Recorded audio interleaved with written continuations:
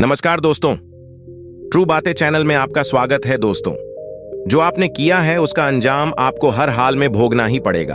अगर आप किसी का दिल दुखाते हो या अगर आप किसी के साथ बुरा करते हो तो देर से ही सही, लेकिन कभी ना कभी आपको आपके कर्मों का फल भोगना पड़ेगा। आइए इस बात को हम एक कहानी की मदद से समझने की कोशिश करते हैं। गौतम बुद्ध हर दिन की तरह उस दिन भी सभा कर रहे थे। तब तक एक ने उनसे पूछा कि गौतम बुद्ध कर्मों का फल कैसा मिलता है? कृपया इस बारे में आप मुझे समझाएं। गौतम बुद्धा कहते हैं, एक समय के बाद रामू और श्यामू नाम के एक गांव में दो भाई रहते थे। श्यामू अक्सर रामू को देखकर जलता था क्योंकि रामू स्वभाव से बहुत अच्छा था, लेकिन श्यामू का स्वभाव ऐसा नहीं था। उसके दिल में दूसरों के लिए कोई दया नहीं था।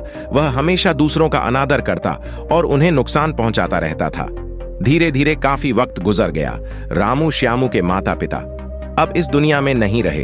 रामू ने खूब अच्छे से उनका अंतिम संस्कार किया और गांव वालों को भोजन के लिए आमंत्रित किया और ब्राह्मणों को दान दक्षिणा देकर उनको विदा दिया। वह हर साल माँ बाप की बरसी के लिए राम हर साल पंडितों को दान देता और भोजन कराता, लेकिन श्याम को यह बात पसंद नहीं। वह उसे अभी भी देखकर जलता।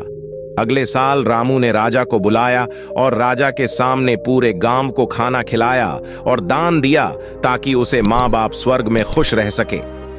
यह सब देखकर राज श्याम से बोलते हैं, श्यामू, तुम्हारा भाई तुम्हारे माँ बाप के लिए इतना कुछ करता है, तुम यह सब क्यों नहीं करते? क्या तुम्हें समझ नहीं है कि तुम भी अपने माँ बाप के लिए कुछ ऐसा ही करो? श्याम में कुछ नहीं बोला और वहां से चला जाता है। वह इस बात को लेकर गुस्सा होता है कि आज रामू की वजह से उसकी राजा ने बेइज्जती कर दी। वह अपने अपमान का बदला लेने के बारे में सोचता है और अगले दिन एक ढोंग करना शुरू करता है। नगर के सामने जोर जोर से चीखने लगता है, मेरे माँ बाप मेरे सपने में आए थे, वह स्वर्ग में खुश नहीं है। वह चाहते हैं कि कोई उन्हें वहां जाकर खाना बना के खिलाए, वह तभी खुश रहेंगे। उन्होंने मुझे सपने में कहा था, जो रामू को मेरे पास भेज दो, वो उनकी बहुत सेवा करता है, वह इसके साथ बहुत खुश रहेंगे। राजा कहते हैं, ये तो अच्छी बात है, लेकिन इसके लिए तो रामू को मरना पड़ेगा। रामू को सब समझ आता है, ये सब कहीं ना कहीं उसको फंसाने की चाल है, लेकिन वह कहता है, चलो इसी बहाने में जरूर सेवा करके दिखाऊंगा। रामू मरने को तैयार हो जाता है। वह राजा से कहता है, राजा, आप अगले दिन नदी किनारे एक नाव का बंदोबस्त कराए। मैं नाव से कूदकर नदी में अपनी जान दे दूंगा और फिर मैं स्वर्ग में जाकर माँ बाप की सेवा करूंगा। राजा कहते हैं, ठीक है, अगले दिन यह सारे बंदोबस्त कर दिए जाएंगे। रामू नदी से कूद जाता है और सरेगा में सबको पता लग जाता है कि अब राम इस दुनिया में नहीं रहा। अब वह भी माँ बाप की सेवा करने के लिए स्वर्ग चला गया। श्यामा बहुत खुश था कि उसका इकलौता भाई दुनिया में नहीं रहा। जो भी राजपाट और जमी है, अब वह सब उसका मालिक बनेगा। धीरे धीरे काफी दिन गुजर चले। एक दिन अचानक से राजा के दरबार के बाहर रामू बैठा होता है और जोर जोर से रो रहा होता है। राजा के सिपाही दरबार में ले जाते हैं और बोलते हैं, यह चमत्कार कैसे हुआ? तुम जिंदा कैसे हो? यह सब क्या बला है? फिर राम बताता है, मैं स्वर्ग में गया था, मैंने वहां देखा, लेकिन मेरे बाबा अब भी खुश नहीं है। वह मेरे पर गुस्सा हो रहे थे।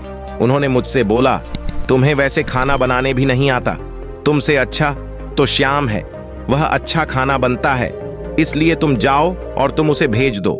राजा श्याम को बुलाते हैं और सारी बात बता देते हैं कि तुम्हारे भाई ने तुम्हारे माँ बाप के लिए इतना त्याग किया है, लेकिन अब तुम्हारी बारी है क्या? तुम उनके लिए ऐसा कुछ नहीं करोगे? श्याम को अब ना चाहते हुए भी आखिर यह काम करना ही पड़ा है। अगले दिन फिर से सारी तैयारी कराई जाती है, लेकिन राम ने सोचा कि अगले दिन में जाऊंगा ही नहीं, अगले दिन में शहर छोड़कर कहीं चला जाता हूं। फिर राम ने राजा को सारी बात बता दी थी। दरअसल वह जिंदा कैसे बचा? उसने पहले ही मछुआरे से अपनी बात कह रही थी कि वह उसकी जान बचाएगा। मछुआरे उसकी जान बचाई और वह 1 महीने तक नगर के बाहर रखा और सही वक्त आने पर राजा के दरबार में उपस्थित हुआ। वह वैसा सिर्फ उसको सबक सिखाने के लिए करना चाहता था। राजा बोले, चलो अच्छी बात है, लेकिन उधर श्याम नगर छोड़ने का प्लान बना चुका था कि अगली सुबह वह वहां नहीं जाएगा। वह रात के अंधेरे में घर छोड़कर भाग लेता है। सिपाही उसे देख लेते हैं और उसे रोकते हैं। वह द्वारपाल के साथ लड़ाई करता है और एक को धक्का देकर वहीं गिरा देता है। और पत्थर पर गिरने की वजह से उसे सिर को चोट लग है और एक सिपाही वहीं मर जाता है। आखिरकार यह सारी बात राजा को पता लग जाती है। राजा उसे माफ करने वाले थे, लेकिन वह अब और गुस्सा हो जाते हैं। फिर अगली सुबह उसे नाव से वैसे धक्का दे दिया जाता है और वह उस नदी में डूब जाता है। अब उसे अपनी गलती का बहुत अफसोस होता है कि यह सब उसने यह क्या किया। जिंदगी की आखिरी मौके पर भी वह दूसरों का बुरा ही करना चाहा और आखिर में उसे भी अपने जान से हाथ धोने पड़े। तब गौतम बुद्ध समझाते हैं, कर्मों का फल ऐसा ही होता है। बुरे इंसान को आखिरी वक्त तक सही और गलत की पहचान नहीं होता। जिंदगी ऐसी ही नहीं चलती, जिंदगी समझने की चीज है। उसने महात्मा से पूछा, कर्म कैसे बनते हैं? फिर महात्मा ने बोला, अच्छे कर्म के बनने से पहले हमें इस पर ध्यान देने की जरूरत है कि आखिर अच्छे कर्मों बनने का सबसे पहला पड़ाव क्या है।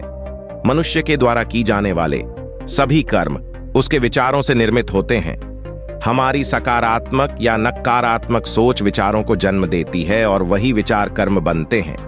इस तरह सोच सकारात्मक होने पर ही अच्छे कर्मों का निर्धारण हो सकता है। उसने फिर महात्मा से पूछा, पाप का फल कब मिलता है? फिर महात्मा ने बोला, पाप का फल किए गए कर्म पर निर्भर करता है। यदि आपके द्वारा किए गए कार्य बुरे हैं और वह अच्छे कर्मों की तुलना में अधिक है, तो इसका फल आपको अगले जन्म में भोगना पड़ेगा। यदि बुरे कर्म कम है, तो इसका भुगतान आपको इसी जन्म में करना होगा।